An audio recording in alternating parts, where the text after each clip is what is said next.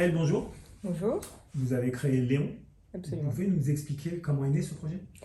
Alors Léon est né, c'est une vieille idée de 6 ans maintenant, un vieux rêve là aussi, qui est né de mon retour à l'île de la Réunion après être partie 13 ans pour mes études et puis pour y travailler aussi, comme beaucoup de Réunionnais qui s'expatrient de nos jours.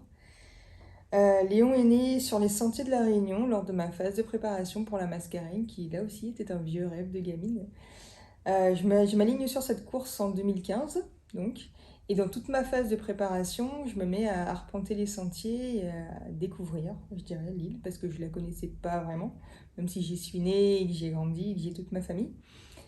Et en fait, en arpentant les sentiers, j'ai tout un tas de questions sur les endroits, sur les lieux que je traverse, sur pourquoi ça s'appelle comme ça. On a toujours des noms un peu originaux, faut dire, qu'on donne soit à des îlettes ou à des endroits à La Réunion.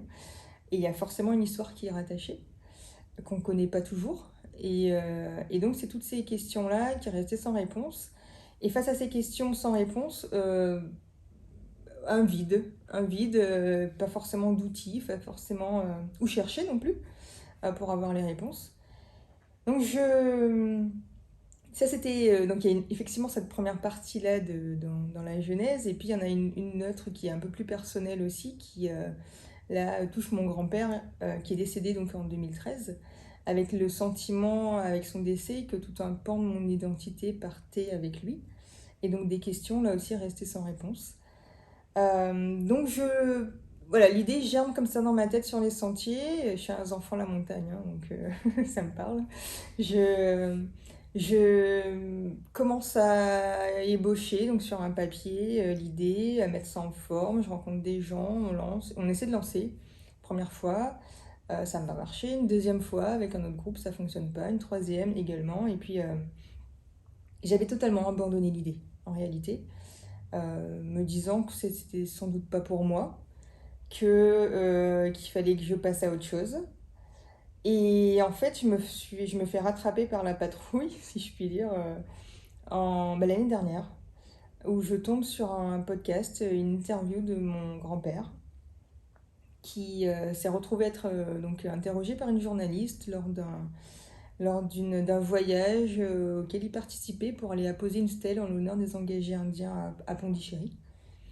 Et lors de ce voyage, en fait, donc il se fait interviewer et dans ce podcast sur lequel je tombe à la radio, il raconte son histoire, donc l'histoire de ses grands-parents, son histoire de ses parents, comment est-ce qu'il a perdu ses parents très tôt, comment est-ce qu'il a dû, comme dit en créole, débattre pour s'occuper de ses frères et sœurs, parce que c'était l'aîné. Et je comprends que dans sa vie de misère, très dure aussi, à laquelle il a été confronté, je comprends que dans son histoire, il y a une part de mon identité, une part de moi aussi de mes racines, qui peut-être confère aussi, moi, quelque part, mon caractère et puis et mes souhaits d'avenir aussi. Et, euh, et c'est là où je me dis que peut-être que cette idée que j'avais eue il y a 6 ans, j'ai l'impression qu'elle me reste collée à moi, elle me reste collée au basket et qu'il faut peut-être que j'en fasse quelque chose. Donc je remets la machine en route. Dans la foulée, je rencontre, fruit d'un hasard ou non, que sais-je, euh, je rencontre mes associés, Gilles Lény et Fabrice Manson, et je leur soumets l'idée. Ils sont plutôt emballés par le concept et ils me suivent dans l'aventure. Et donc j'ai remis toute la machine en marche avec eux et puis on a constitué l'équipe et le produit est sorti, Léon, est donc sorti lors des Journées du patrimoine le week-end dernier. Alors, que va-t-on trouver dans cette application? Alors, c'est une application mobile, donc disponible sur smartphone, sur les deux plateformes, iOS et Google Play, qui raconte l'histoire de la Réunion. Raconte l'histoire de la Réunion à travers des podcasts.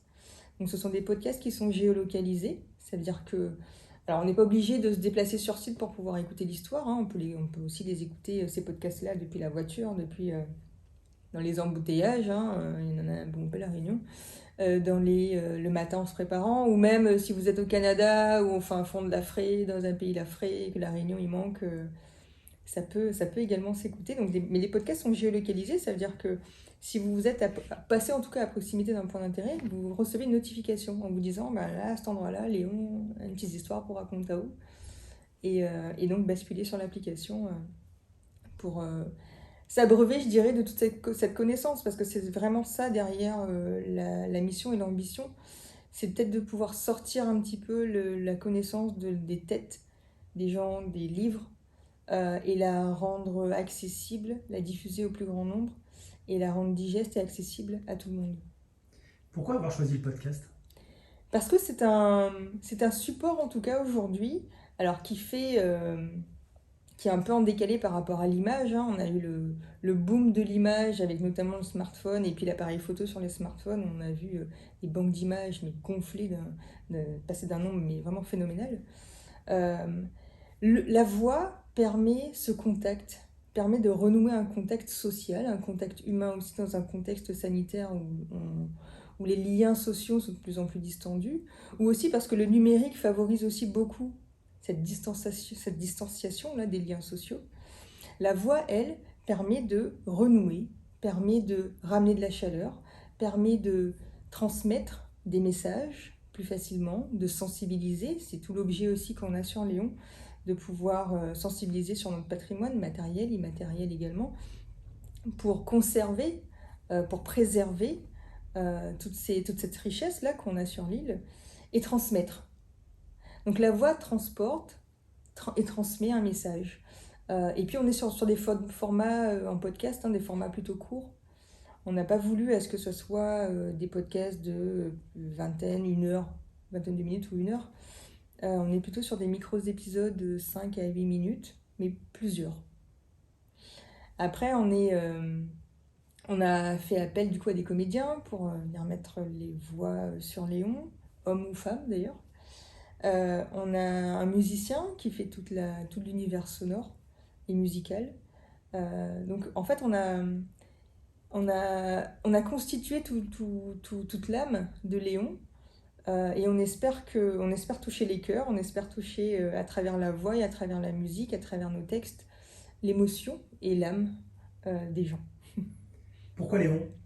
Pourquoi Léon Je cherchais un prénom pour un moon, comme un vieux gramoun, un vieux tonton qui raconte des histoires. Moi, c'est comme ça que Léon, en tout cas, me projette à moi dans mon imaginaire comme un vieux gramoun, ouais, un vieux tonton, un vieux cousin qui aime raconter des histoires dans nos repas de famille. Et autour duquel on aime s'asseoir pour justement l'écouter. C'est ma mère, pour tout vous dire, qui m'a suggéré ce prénom-là. Je trouvais qu'il était plutôt catchy, hein, plutôt sympa, plutôt court et plutôt simple à prononcer, même pour quelqu'un d'extérieur. Donc on est parti là-dessus et aujourd'hui c'est effectivement Léon qui raconte d'autres histoires, La Réunion. Un point important, votre application est gratuite? Absolument. On tient à ce que la culture, la connaissance, alors la connaissance elle est infinie hein, évidemment, et heureusement d'ailleurs j'ai envie de dire, mais on tient à ce que cet accès en tout cas à la culture et à la connaissance soit gratuit. Donc l'application est gratuite pour nos utilisateurs et elle est disponible sur les deux plateformes iOS et Google Play depuis le week-end dernier. Où est-ce que vous allez chercher tous vos contenus? Alors c'est de la création pure, hein. On a donc toute une équipe rédactionnelle qui s'attache à faire tout ce travail d'investigation et de recherche, qu'il soit documentaire, mais également classique, hein, je dirais, mais également d'interviews, recherche terrain, avec des associations, avec aussi des historiens, des universitaires. On a impliqué les guides pays également. Sur Saint-Paul, par exemple, on a le label Ville d'Art et d'Histoire qui revoit en fait, qui valide aussi le contenu, parce qu'évidemment quand il s'agit d'histoire, même si on peut avoir plusieurs versions différentes, il ne s'agit pas non plus d'être totalement décorrélé des faits. Donc on met un point d'honneur à vérifier, aussi à valider, à faire valider en tout cas ce qu'on y raconte. Et puis et donc oui, on a effectivement toute une équipe rédactionnelle qui s'attache à faire ça. Vous allez aussi avoir comme cible les touristes. Est-ce que l'application à terme sera disponible en plusieurs langues? Alors effectivement, on va s'attacher à rendre Léon polyglotte. Aujourd'hui, ils causent français, ils causent créole, hein. On joue à fond la carte évidemment, hein. Léon, c'est un produit créole et un produit réunionnais. Donc, sur la voix narratrice, on est sur du français. Et puis, on a inséré, quand les contextes historiques aussi s'y prêtaient, des voix en créole. Et on s'est amusé à faire tous les textes en créole. C'est vraiment super sympa. Et donc, la prochaine version, dans les versions en tout cas ultérieures, on va s'attacher à le rendre polyglotte. Après, ça sera à travailler avec l'IRT, avec la FRT, avec toutes ces instances touristiques pour nous dire aussi quelles sont les priorités en termes de flux et donc nous en termes de langue à poser, à faire apprendre à Léon, je dirais. Merci Anaël, Merci Régis. bonne chance à Léon. Merci.